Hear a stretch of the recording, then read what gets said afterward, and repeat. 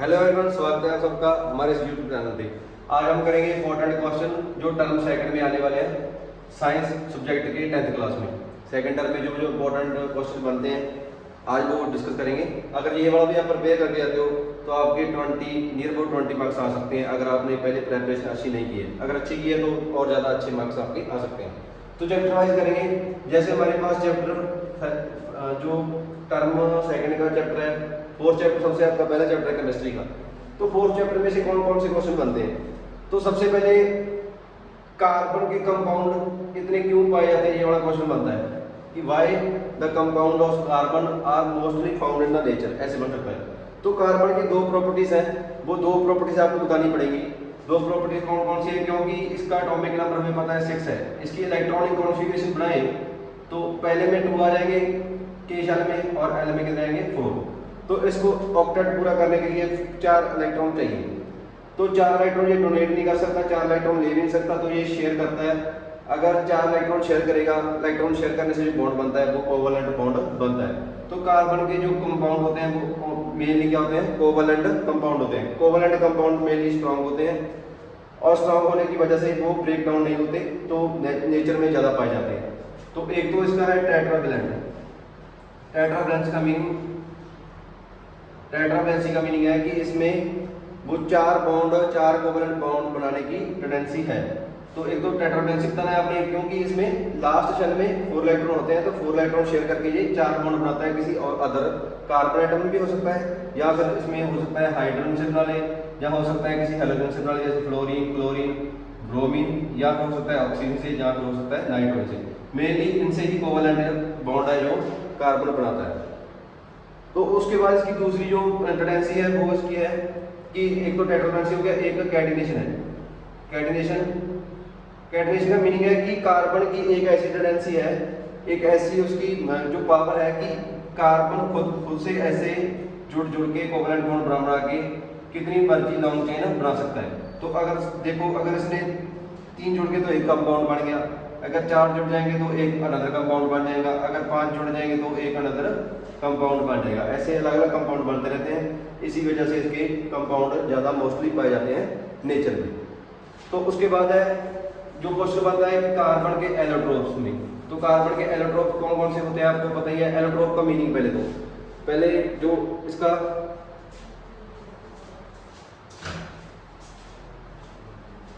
Mainly जो पहले ये वाला क्वेश्चन आएगा कि एलोट्रोप क्या होते हैं, एलोट्रोपी क्या होती है।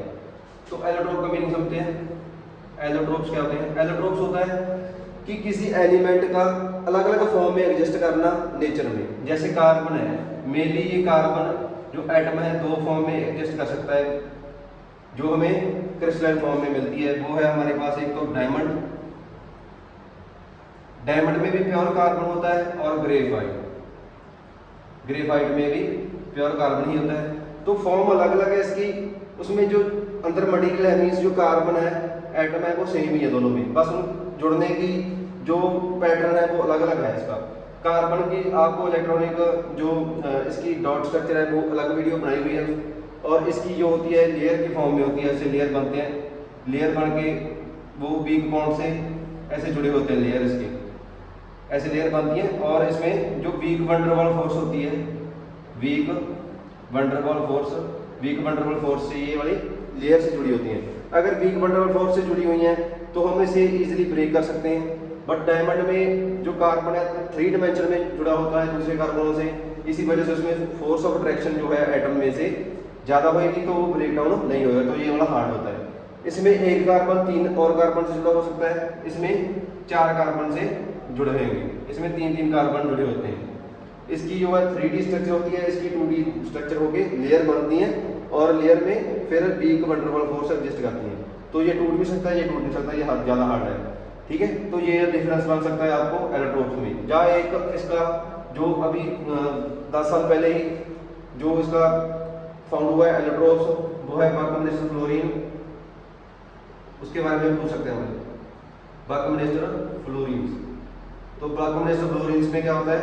कार्बन है जो 60 कार्बन जुड़े होते हैं, एक फुटबॉल जैसे एक फुटबॉल होती है वैसे, उसमें पेंटागोनल भी होती है और हेक्सागोनल भी होती हैं। जैसे फुटबॉल में पेंटागोनल बनती है, ऐसे पेंटागोनल और ऐसे हेक्सागोनल टाइप के स्ट्रक्चर जुड़ी हुई होगी। वो फुटबॉल की जैसे फुटबॉल की स्ट्रक्चर होती है वैसे कार्बन जुड़े होते हैं, उसको बोलते हैं बल्कनेस्टर फ्लोरीन। इसमें भी प्योर कार्बन होते हैं, तो ये भी इसका एक एलोट्रोप प्योरली जो रिसेंटली मिला है। उसके बाद जो क्वेश्चन बनता है आपका, वो कंपाउंड में से होमोजीनियस सीरीज बनता है। होमोजीनियस सीरीज, तो होमोजीनियस सीरीज क्या बनती है या होमोलॉजिस सीरीज क्या बनती है? तो होमोजीनियस सीरीज होती है जिसका जर्नल फार्मूला होगा सेम, जिसका जर्नल फार्मूला सेम होगा और केमिकल प्रॉपर्टीज अलग अलग होंगी। केमिकल प्रॉपर्टी भी सेम होगी, केमिकल प्रॉपर्टीज होगी सेम और फिजिकल प्रॉपर्टी होगी डिफरेंट। तो होमोजीनियस सीरीज होती है जो, उसमें क्या होता है कि आपका जो अलग अलग कंपाउंड है एक सीरीज बनती है, जैसे ए बी सीरीज बनती है वैसे ही इसकी कार्बन के कंपाउंड की एक सीरीज बनेगी, जिसका जर्नल फार्मूला तो सेम होगा, केमिकल प्रॉपर्टी सेम होगी, बट फिजिकल प्रॉपर्टी वो डिफरेंट होगी। जैसे आप पहले अल्केन मान लो, जैसे अल्केन है, अल्केन की होमोजेनियस सीरीज है एक, उसका जर्नल फार्मूला होता है CnH2n+2, मतलब कार्बन से डबल से 2 ज्यादा हाइड्रोजन लगे होते हैं, तो जर्नल फार्मूला सेम रहेगा। जैसे आप पहले फर्स्ट कंपाउंड बनाओगे, जहाँ पे N की वैल्यू 1 पुट कर दो तो C1H4 आ गया, उसके बाद सेकंड पुट करोगे C2H6 आ गया, उसके बाद C3H8 आ गया, C4H10 आ गया। तो इसमें देखो पैटर्न देखो आप कि AB सीरीज जैसे AP सीरीज होती है मैथ में वैसे ही है। ये कार्बन कितने का डिफरेंस है, एक कार्बन का डिफरेंस है, हाइड्रोजन का कितने का डिफरेंस है, हाइड्रोजन 2 का डिफरेंस है। यहाँ पे भी देखोगे जो कंसेक्टिव कंपाउंड होंगे उसमें CH2 का डिफरेंस होएगा। तो एक इसकी लाइन ये भी बन सकती है कि जो मुझे सीरीज है उसमें CH2 इसका जो है डिफरेंस होता है दो कंसेक्टिव कंपाउंड में। अगर आपको बोल दें कि मॉलिक्यूलर मास का कितना डिफरेंस है, तो मॉलिक्यूलर मास जैसे इसका मान लो 12 है, इसका है 2 तो 14 U का उसमें मास का डिफरेंस पाया जाता है जो कंसेक्टिव आपके कंपाउंड होंगे। तो एक आपको होमोजेनियस सीरीज जैसे अल्केन बता दी, ऐसे ही अल्कीन होती है। अल्कीन में होता है CnH2n, मींस कार्बन के डबल टाइम होंगे जो हाइड्रोजन होंगे। जैसे हमारे पास ये साइड 2 से स्टार्ट होंगे, C2H4, C3H6, C4H8, तो एक ये भी होमोजेनियस सीरीज बनती है।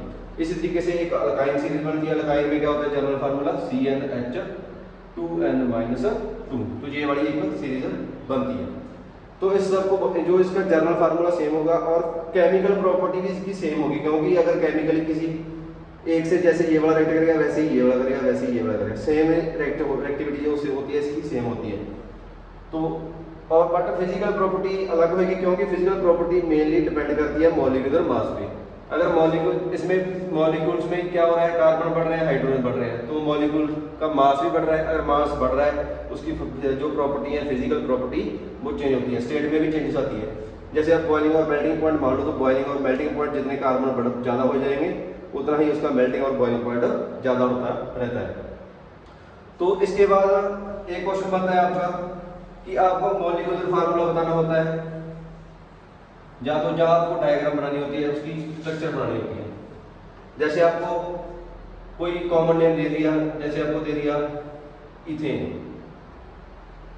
वो आपको पता होना चाहिए मिथ वाला, मिथ इथ जैसे होता है ना, प्रोप कि एक कार्बन लगा हो तो ये बोला वो बोलेंगे इथ, अगर 2 कार्बन लगे हो, 3 कार्बन लगे हो, उसके बाद ब्यूट अगर 4 कार्बन लगे हो, पेंट अगर 5 कार्बन लगे हो, अगर हेक्स हो तो 6 कार्बन लगे होते हैं, अगर हेप्ट हो तो 7 कार्बन, अगर ऑक्ट हो तो 8 कार्बन, अगर नन हो तो कार्बन 9 लगेंगे और डेक हो तो 10 कार्बन लगेंगे। ये वाली सीरीज आपने याद कर लेनी है।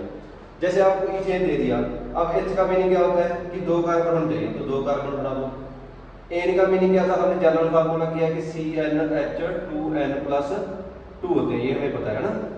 तो देखो अभी क्या है, कार्बन हमें पता लग गया कि 2 है, तो हाइड्रोजन कितने होंगे, 2 का डबल करो और 2 ऐड करो तो कितने हो गए, 2 का डबल 4, 4 में 2 ऐड करेंगे तो 6। तो इसका ये वाला फार्मूला बन गया। अगर आपको इसकी स्ट्रक्चर बनानी हो तो स्ट्रक्चर कैसे ड्रॉ करते हैं, कार्बन कितने हैं 2, तो पहले 2 कार्बन ये वाला कर लो, उसके बाद 4 बॉन्ड इसके पूरे कर देने। कार्बन के इसके एक ऑलरेडी था, 1 2 3 हमने और लगा दी, 4 हो गए। ये इसके भी 4 लगा दो, यहाँ पे हाइड्रोजन लगा दो, तो ये इसकी स्ट्रक्चर बन जाती है।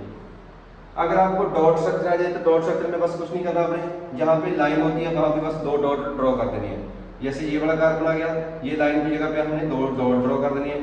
ये कार्बन आ गया, ये लाइन की जगह पे भी ये भी और ये भी, ये भी, ये भी, यहाँ पे तो 2 डॉट ड्रॉ करके बस ही हाइड्रोजन लगा देनी है। यहाँ पे लगा दी, यहाँ पे लगा दी, यहाँ पे लगा दी। तो अब क्या करना है अपने हाइड्रोजन में दोनों जो डॉट है ऐसे कवर कर लेने हैं, सर्कल लगा के ऐसे कवर कर लेने हैं, इसको भी ऐसे कवर कर लेना है, इसको भी ऐसे कवर कर लेना है, इसको भी ऐसे कवर कर लेना है, इसको भी ऐसे कवर कर लेना है। और कार्बन में कितने डॉट होने चाहिए? 8। जैसे 2 ये वाले हो गए, 2 ये 4, 2 ये 6 और 2 8 हो गए। तो ये 8 कार्बन यहाँ पे हमने इस सर्कल में कर लिए। सिमिलरली इस कार्बन में भी 8 ऐसे कर लेंगे, तो ये इसकी डॉट स्ट्रक्चर बन जाएगी इथेन की। अगर आपको डॉट स्ट्रक्चर आती है तो पहले ये वाली स्ट्रक्चर बना के उसके बाद आप ये वाली कर सकते हो। उसका फॉर्मूला भी ऐसे बना सकते हो। अगर एक क्वेश्चन और करते हैं, कैसे करते हैं कि आपको आ जाए, जैसे आपको आ गया पेंटाइन, जैसे आपके पास है पेंटाइन, तो पेंट का भी नहीं पता होना चाहिए कि कार्बन कितने होंगे हमारे पास। पेंट में होते हैं 5 कार्बन। अगर YnE वाला है तो हमने क्या करना है, कार्बन के डबल करके उसमें से 2 माइनस करेंगे। डबल करेंगे 10 में से 2 माइनस करेंगे तो H की वैल्यू यहाँ पे 8 आ जाएगी कि H 8 लगे होंगे, ये कार्बन 5 लगे होंगे। अब आपने जैसे स्ट्रक्चर बनानी है इसकी, तो स्ट्रक्चर बनाने के लिए क्या करेंगे, पहले 5 कार्बन ऐसे लगा लेंगे। तो हमने 5 कार्बन 1 2 3 4 5 लगा लिया। अब पेंटाइन जो YnE वाला होता है उसमें ट्रिपल बॉन्ड होता है, तो 2 कार्बन में कहीं पे भी आप ट्रिपल बॉन्ड लगा सकते हो। जैसे हमने यहाँ पे ट्रिपल बॉन्ड लगा दिया, उसके बाद आपको पता है कि हमने 4 बॉन्ड पूरे करने होते हैं, 4 हाइड्रोजन लगा देंगे। यहाँ पे 1 है, 2 हो गए, 3 4, यहाँ पे 1 इसके साथ पहले है, 2 हो गए, 3 4, इसके साथ 1 2 3 4 पहले हैं, 1 2 3 4 इसके साथ भी हैं, और यहाँ पे भी हमने ये वाला लगा दिया। तो इसका फार्मूला भी पता चल गया आपको, और इसकी स्ट्रक्चर ड्रॉ करनी ऐसे आ जाएगी। तो डॉट स्ट्रक्चर आपको पता है कैसे करनी है। अगर डॉट स्ट्रक्चर की आ जाए तो यहाँ पे ये कोवलेंट बॉन्ड बना हुआ है, उसको हटा के हमने क्या करना होता है, 2 डॉट लगाने होते हैं, ऐसे डॉट लगाने होते हैं। सभी जगह यहाँ से ऐसे डॉट लग सकती हैं। और एक इसका क्वेश्चन ऐसे भी बन सकता है, जैसे पेंटाइन दिया हुआ है, आपको बोलते हैं कि इसमें कितने कोवलेंट बॉन्ड हैं, आप इसको काउंट करके बताओ। तो कोवलेंट कंपाउंड, जो कोवलेंट बॉन्ड है वो कितने होंगे एक कोवलेंट कंपाउंड में, जितने ये हमने लाइंस ड्रॉ की हैं, ये लाइन ड्रॉ की है, उतने कोवलेंट बॉन्ड होते हैं। जैसे काउंट करें इसमें कितने कोवलेंट बॉन्ड है, 1 2 3 4 5 6 7 8 9 10 11 12 13 14। तो इसमें कितने हैं कोवलेंट बॉन्ड, 14। अगर आपको सिग्मा या पाई बॉन्ड पूछे तो सिग्मा बॉन्ड कौन से होते हैं, सिग्मा बॉन्ड ये वाले तो सारे काउंट होंगे। बस ट्रिपल बॉन्ड में आपने याद रखना है कि ओनली सिग्मा बॉन्ड ये वाला होगा, बाकी जो होंगे पाई बॉन्ड होंगे। तो ये 2 इसमें पाई बॉन्ड है, अगर सिग्मा और पाई का क्वेश्चन आ जाए, ये पाई बॉन्ड होंगे, तो बाकी सारे के सारे हैं जो हमारे पास सिग्मा बॉन्ड है। जैसे 14 से 2 तो पाई हो गए ऊपर वाले, बाकी सारे 12 कितने रह गए, वो हमारे सिग्मा बॉन्ड आ गए। तो सिग्मा और पाई पूछे तो ये वाला आप बता सकते हो। तो मेनली आपके सिलेबस में इसमें से यही क्वेश्चन इंपॉर्टेंट है जो बनते हैं। उसके बाद हमारे पास चैप्टर है नेक्स्ट, चैप्टर 5 आपका। चैप्टर नंबर 5 में क्या है हमारे पास, पीरियोडिक टेबल है मेनली। तो मॉडर्न पीरियोडिक टेबल से ज़्यादा पॉसिबल क्वेश्चन बनते हैं। तो मॉडर्न पीरियोडिक टेबल है जो पहले वो याद होना चाहिए आपको। ऐसे स्ट्रक्चर जैसे आपको दिया हुआ है, आपने वैसे ही एज इट इज उसको याद कर लेना, जैसे ये वाला है। तो इतना आपको याद होना चाहिए। जैसे यहाँ पे हाइड्रोजन है, यहाँ पे हीलियम है ना, यहाँ पे lithium, beryllium, boron, boron, carbon, nitrogen, oxygen, fluorine और नियॉन। उसके बाद हमारे पास सोडियम, मैग्नीशियम है ना, फिर एल्यूमिनियम है, सिलिकॉन है, उसके बाद फास्फोरस, सल्फर, क्लोरीन, उसके बाद हमारे पास आर्गन, पोटाशियम, कैल्शियम है ना, स्कैंडियम, उसके बाद जैसे है हमारे पास टाइटेनियम, बेंडियम, क्रोमियम है, उसके बाद फिर मैग्नीज है, उसके बाद आयरन है, फिर है हमारे पास क्वार्ट्ज, निकल, उसके बाद कॉपर एंड जिंक। ये जिंक यहाँ तक खत्म हो जाना चाहिए। तो ये ऐसे आपको 30 तक तो कम से कम याद होना चाहिए। इसमें जो क्वेश्चन बनते हैं आपको सारे क्वेश्चन आ जाएंगे अगर आपको ये वाला याद है। इसको अगर हम थोड़ा अच्छे से बना लें तो इसको ऐसे करो थोड़ा सा, हमारे पास यहाँ पे पोटाशियम था, कैल्शियम, स्कैंडियम, यहाँ पे टाइटेनियम, वैंडियम, क्रोमियम, उसके बाद मैग्नीज, आयरन, उसके बाद हमारे साथ था कोबाल्ट, निकल, कॉपर एंड जिंक। तो यहाँ तक हमने खत्म कर दिया ये वाला। तो इतना आपको याद करना है बस। अगर इतना याद कर लिया तो ये फिफ्थ चैप्टर आपका हो गया। तो अब आपने क्या करना है, एक तो पीरियड याद रखना है। पीरियड कौन से होते हैं, ये वाली लाइन्स होती हैं हॉरिजॉन्टल लाइन्स, जो इसको पीरियड बोलते हैं। तो ये फर्स्ट पीरियड आ गया, ये हमारा पीरियड फर्स्ट है, पीरियड 1 हो गया। तो फर्स्ट पीरियड में कौन कौन से एलिमेंट है, हाइड्रोजन और हीलियम। उसके बाद ये सेकंड पीरियड आ गया, सेकंड पीरियड में लिथियम, बेरिलियम, बोरॉन, कार्बन, ये वाले। और थर्ड पीरियड में ये आए हैं, फोर्थ पीरियड में ये है।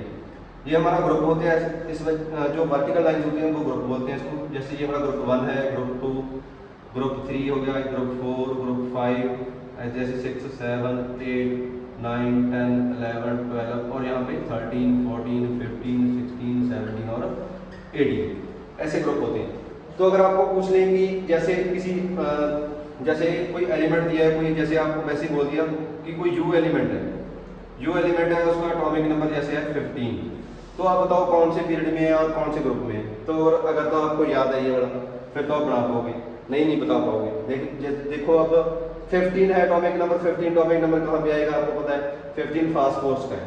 फास्फोर्स का है तो किस पीरियड में, तीसरे पीरियड में, और ग्रुप कौन सा है 15। तो ऐसे आप बता सकते हो। और जो एक मेनली इसका क्वेश्चन बनता है वो है हमारे पास इसका एटॉमिक रेडियस या साइज ऑफ, या बोलते हैं साइज ऑफ एटम। क्योंकि रेडियस अगर हमारे पास है, हम जो स्फीयर मान के चलें एक एटम को, उसका अगर रेडियस बड़ा होगा तो साइज बड़ा होगा, अगर रेडियस छोटा होगा तो साइज छोटा होगा। तो ये दोनों इंटररिलेटेड ही होती है। तो आपने याद रखना है जो एटॉमिक रेडियस है, अगर हम यहाँ पीरियड में जाएंगे लेफ्ट से राइट साइड तक, तो वो क्या होगा, रेडियस भी इंक्रीज होगा, साइज भी इंक्रीज होगा। तो जैसे आप इसमें से कंपेयर करो, अगर हाइड्रोजन और हीलियम में से बताना हो तो किसका साइज बड़ा होगा, हीलियम का। अगर नीचे को आएगा तो साइज बड़ा होगा, जैसे इस तरह इस साइड जाएंगे तो साइज होगा हमारा स्मॉल, और अगर नीचे को आएंगे तो साइज होगा हमारा लार्ज, तो साइज हमारा लार्ज होगा। अगर इसमें से देखें तो हीलियम का साइज छोटा होगा, इसका बड़ा होगा, ठीक है। पहले मेरे अकॉर्डिंग मैंने गलत बोल दिया था। तो इस तरफ जाएंगे तो साइज डिक्रीज करेगा और रेडियस भी डिक्रीज करेगा, नीचे को आएंगे तो इंक्रीज करेगा। जैसे आपको बताना हो कि इन तीनों में से साइज सब किसका बड़ा है, किसका साइज बड़ा है, तो नीचे को आएंगे साइज बड़ा हो जाएगा, तो इसका साइज सबसे बड़ा होगा। अगर हम यहाँ से बात करें तो इनमें से साइज, अगर सल्फर तक, एल्यूमिनियम से लेकर सल्फर तक हमने बात करनी हो तो एल्यूमिनियम से सल्फर तक, ये सिलिकॉन था हमारा, अगर एल्यूमिनियम से सल्फर तक बात करनी हो तो सबसे छोटा साइज किसका होगा, सल्फर, क्योंकि इस साइड को साइज डिक्रीज करते हैं और इस साइड को डिक्रीज करते हैं, नीचे को भी डिक्रीज करते हैं। तो सबसे छोटा साइज होगा इसका, सबसे बड़ा साइज होगा इसका। तो अगर आपको जैसे ये वाला दिया हुआ है, एक एल्यूमिनियम दे दिया, सिलिकॉन दे दिया, एक फ्लोरीन दे दिया, अब आपने बताना है कि साइज सबसे बड़ा किसका है। तो आपको पता है जो सबसे नीचे वाला जो एटम होगा उसका साइज बड़ा होगा। तो सबसे नीचे कौन सा है, ये फोर्थ पीरियड में है तो सबसे ज़्यादा साइज इसका होगा। सबसे छोटा साइज पूछा हो तो सबसे ऊपर वाला होगा जो छोटा होगा। फिर हम एक पीरियड में बात करें तो सबसे छोटा किसका होगा, जो राइट साइड पे होगा। तो ये आपको साइज के क्वेश्चन भी आ सकते हैं ऐसे मॉडर्न पीरियोडिक टेबल से। तो मेनली ये वाला क्वेश्चन बनता है, या इसका रीजन पूछ सकते हैं कि नीचे को क्यों बढ़ेगा, लेफ्ट से राइट जाएंगे तो क्यों कम होगा। अगर हम लेफ्ट से राइट साइड जाते हैं तो जो हमारा इलेक्ट्रॉन कॉन्फ़िगरेशन है उसमें से जो इलेक्ट्रॉन एंटर होते हैं लास्ट वाले, वो होते तो सेम शेल में है, बट न्यूक्लियस में जो चार्ज बढ़ने की वजह से उसका साइज कॉन्ट्रैक्ट हो जाता है, कॉन्ट्रैक्शन हो जाती है, क्योंकि न्यूक्लियस में चार्ज बढ़ गया और इलेक्ट्रॉन उसी शेल में ऐड हो रहा है, तो वो उसको कॉन्ट्रैक्ट कर लेगा, अंदर की तरफ खींच लेगा। तो इस वजह से ये वाला जो हमारे पास लेफ्ट से राइट जाएंगे तो साइज उसका डिक्रीज करेगा, और नीचे को आएंगे तो शेल ही नवा ऐड हो जाता है। जैसे आप बात करो लिथियम है, लिथियम का एटॉमिक नंबर है 3, इसके शेल कौन से होते हैं, ALM, जैसे ये वाला 2 और 1, इसमें 2 शेल ही है। अगर हम बात करें पोटाशियम की, पोटाशियम में क्या होगा, पोटाशियम का एटॉमिक नंबर 2 है, तो इलेक्ट्रॉनिक कॉन्फ़िगरेशन ALMN लिख दिया, 2, 8, उसके बाद हमारे पास 8, उसके बाद हमारे पास 1। तो देखो इसमें 2 शेल थे, इसमें 4 शेल आ गए, तो 4 शेल होने की वजह से शेल बढ़ रहा है। जैसे ये न्यूक्लियस है, एक शेल होगा यहाँ पे, दूसरा यहाँ पे, तीसरा यहाँ पे, चौथा यहाँ पे, तो शेल बढ़ रहे हैं, तो यहाँ तक इसका साइज होगा, लिथियम का यहाँ तक होगा, तो ऑटोमेटिकली शेल बढ़ने की वजह से इसका साइज ज़्यादा होता है। तो ये आपका केमिस्ट्री का ये वाले क्वेश्चन आपको मेनली बनते हैं। या फिर एक बनता है आपका आइसोमर का क्वेश्चन, सॉरी फोर्थ चैप्टर का है वो। फोर्थ चैप्टर का एक क्वेश्चन रहेगा था हमारे पास आइसोमर। तो आइसोमर क्या होते हैं, जिसका केमिकल फार्मूला सेम होता है, केमिकल फार्मूला होएगा सेम, बट जो स्ट्रक्चर होएगी डिफरेंट, और उसकी प्रॉपर्टीज भी होंगी डिफरेंट। कि प्रॉपर्टीज डिफरेंट होनी चाहिए, केमिकल फार्मूला का सेम होना चाहिए, उसकी स्ट्रक्चर डिफरेंट होगी और प्रॉपर्टीज भी डिफरेंट होगी। जैसे सबसे पहले आप बात कर लो ब्यूटेन। अगर ब्यूटेन है उसका फार्मूला हमें पता है क्या है, C4H10, ये वाला फार्मूला है ब्यूटेन का। तो ब्यूटेन की एक तो स्ट्रक्चर ये बनती है कि ये वाला हम 4 कार्बन ऐसे लगा दिए, उसके बाद 4 बॉन्ड हमने पूरे कर दिए, तो ये वाला आपकी इसकी स्ट्रक्चर बन गई ब्यूटेन की स्ट्रक्चर, ये वाली बन गई, जैसे ये वाली स्ट्रक्चर बन गई। और इसको बोल देते हैं नॉर्मल ब्यूटेन, एन ब्यूटेन बोल देते हैं नॉर्मल ब्यूटेन, ये नॉर्मल ब्यूटेन।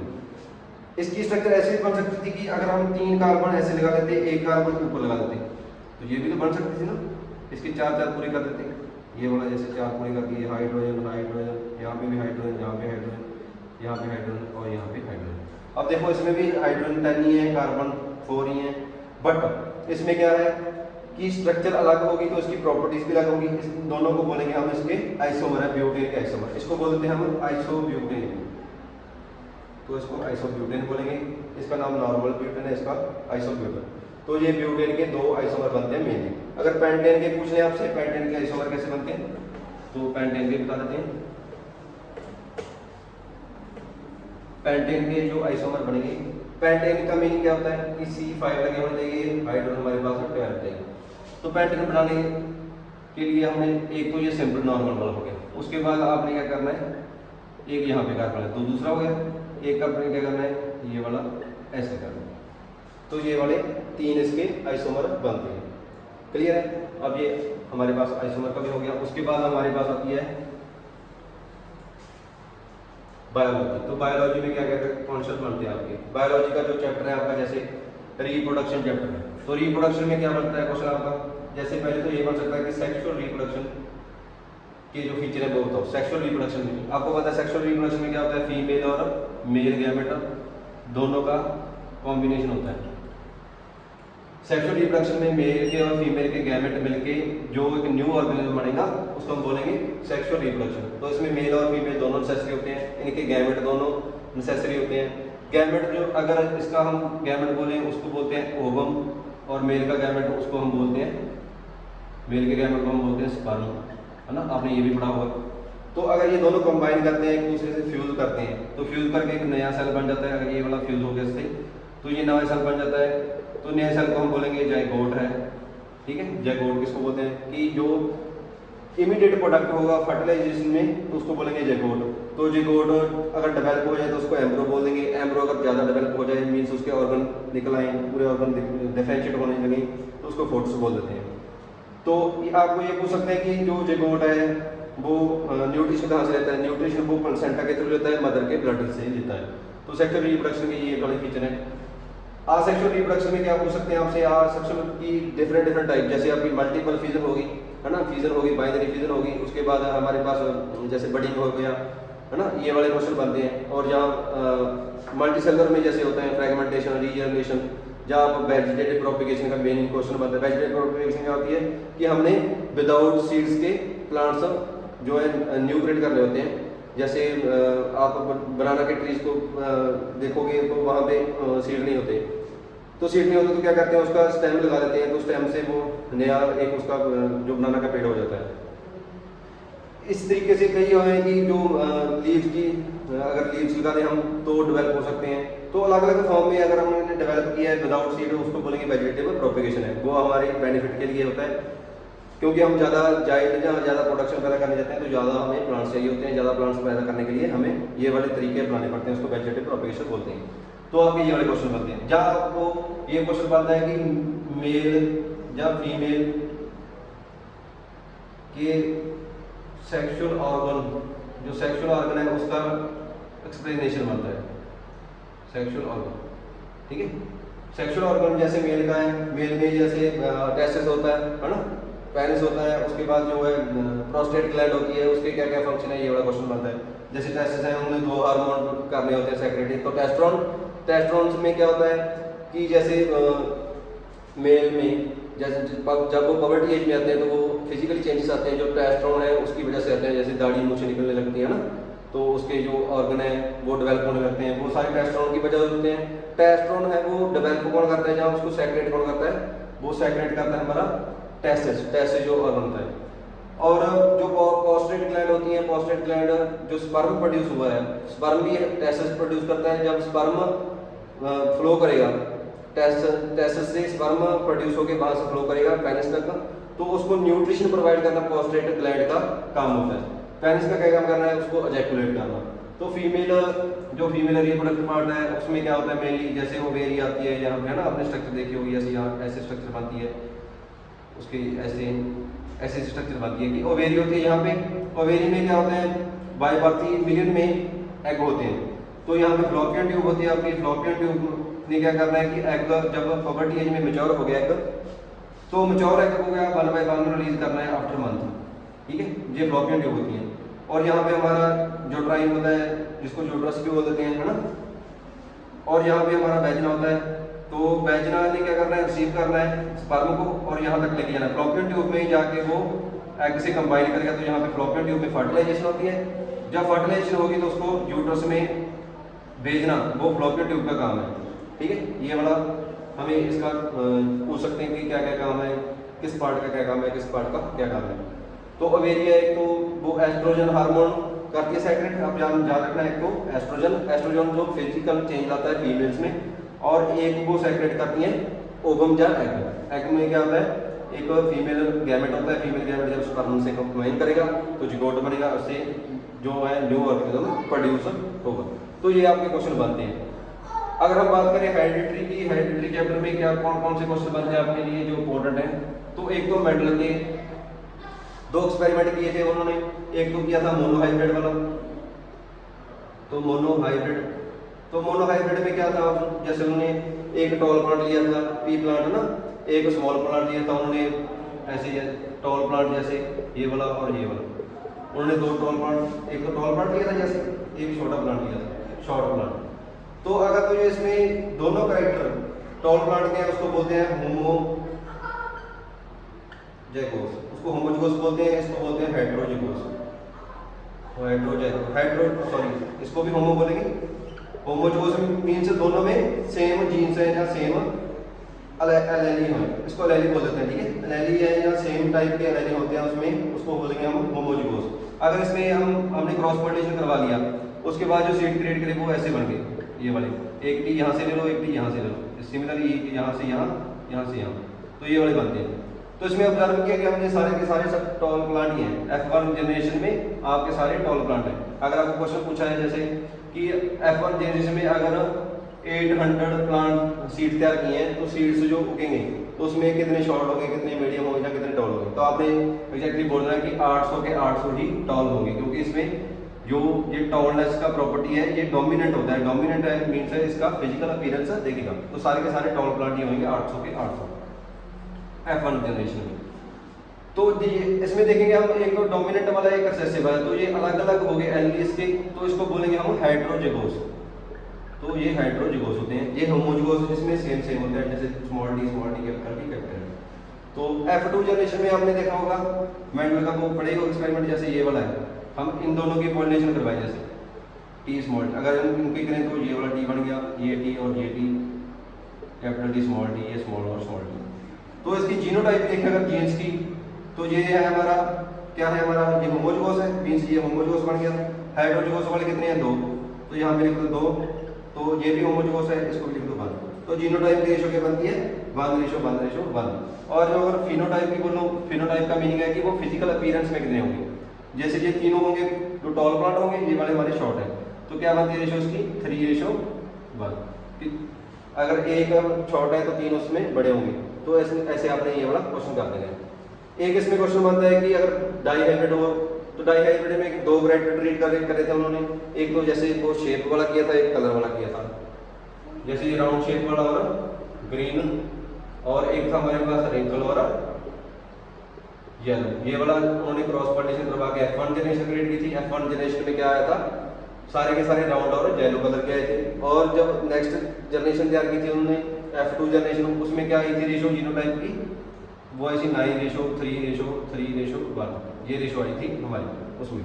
तो ये वाला क्वेश्चन दोनों मेंडल के एक्सपेरिमेंट आपने अच्छे से प्रिपेयर करने हैं। और उसके बाद एक है जो सेक्सुअल डिटरमिनेशन, सेक्सुअल डिटरमिनेशन कैसे होती है ह्यूमन में, वो वाला क्वेश्चन भी इंपॉर्टेंट बनता है। तो ह्यूमन में आपने पढ़ा होगा कि फीमेल और मेल, उसमें क्या होता है क्रोमोसोम्स होते हैं ना, तो क्रोमोसोम्स 22 पेयर तो दोनों में सेम होते हैं कि जिन्होंने ये इन्फॉर्मेशन, जिसमें ये इन्फॉर्मेशन छुपी हुई होती है कि जो ह्यूमन की बॉडी है कैसे वो क्रिएट होएगी, कैसे डेवलप होगी, वो अपनी पूरी जो है अपनी स्ट्रक्चर, जैसे आइज की स्ट्रक्चर हो जाए है ना, स्किन कैसे बनेगी, बाल कैसे आएंगे है ना, हाथ कैसे बनेगी, कितनी उंगली लगनी है, ये वाली इन्फॉर्मेशन ये 22 में होती है दोनों। और एक होती है sex determine chromosome, sex determine chromosome, वो 23rd पेयर जिसमें होता है, 23rd पेयर इसमें होता है। जो फीमेल में होता है वो X और X टाइप का होता है, और जो मेल में होता है वो X एंड Y टाइप का होता है। तो अगर ये कंबाइन करें, एक सेट इसका एक सेट इसका, जैसे ये वाला कंबाइन कर गया तो दोनों बन गए X, अगर X बन गए तो क्या होगा, फीमेल क्रिएट होगी, मीन्स गर्ल बॉर्न होगी। अगर ये वाला और ये वाला कंबाइन करके और X और Y बन गया तो X और Y मीन्स बॉय बॉर्न होगा। ठीक है, ये वाला क्वेश्चन भी आपने अच्छे से प्रिपेयर कर लेना है। Thank you. अगर हमारी वीडियो अच्छी लगी हो तो इसको जरूर शेयर कीजिए, लाइक कीजिए और हमारा चैनल सब्सक्राइब जरूर कीजिए। Thank you very much.